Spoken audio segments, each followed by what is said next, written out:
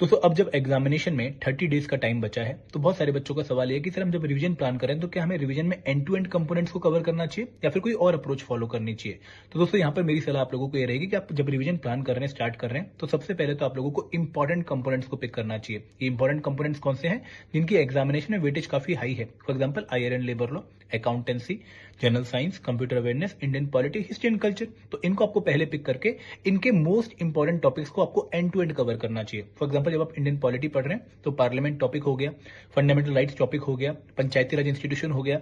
इन topics को आप अच्छे से एंड टू एंड कवर करिए। लेकिन जो एग्जामिनेशन में इंडियन पॉलिटी के लेस इंपॉर्टेंट टॉपिक हैं उनके आप सिर्फ इंपॉर्टेंट पॉइंटर्स कवर करिए, उनको आपको एंड टू एंड नहीं पढ़ना है। तो इसी तरीके से हर एक कंपोनेंट के जो मोस्ट इंपॉर्टेंट टॉपिक्स हैं उनको आपको काफी अच्छे से कवर करना है, काफी अच्छे से रिवाइज करना है। लेकिन जो लेस इंपॉर्टेंट टॉपिक है वहां पर सिर्फ पॉइंटर्स कवर करते हैं आपको आगे बढ़ना है।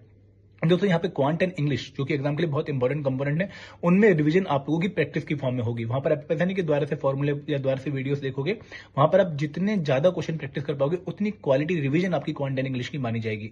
तो इस तरीके से अपनी रिवीजन को प्लान कर सकते हैं कि भाई इंपॉर्टेंट कंपोनेंट्स, इंपॉर्टेंट टॉपिक्स अच्छे से कवर करने और लेस इंपॉर्टेंट टॉपिक्स थोड़े ऊपर ऊपर से कवर करने। बट दोस्तों यहाँ पे फुल लेंथ मॉक्स को एक जो है पैरामीटर सेट कर लीजिए जो आपको चेक करवाएगा कि भाई आपकी रिवीजन क्वालिटी हो रही है या नहीं हो रही है। और जो भी लर्निंग आपकी फुल लेंथ मॉक्स से होती है उन लर्निंग से आपने पक्का काम करना है। जो भी आपके वीक टॉपिक आइडेंटिफाई आप कर पाओगे उनको आपने बहुत अच्छे से दोबारा से रिवाइज कर लेना है। तो ये अप्रोच अगर आप फॉलो करेंगे तो आप अपनी रिवीजन को बहुत अच्छे से इंश्योर कर पाएंगे before the actual examination. Thank you.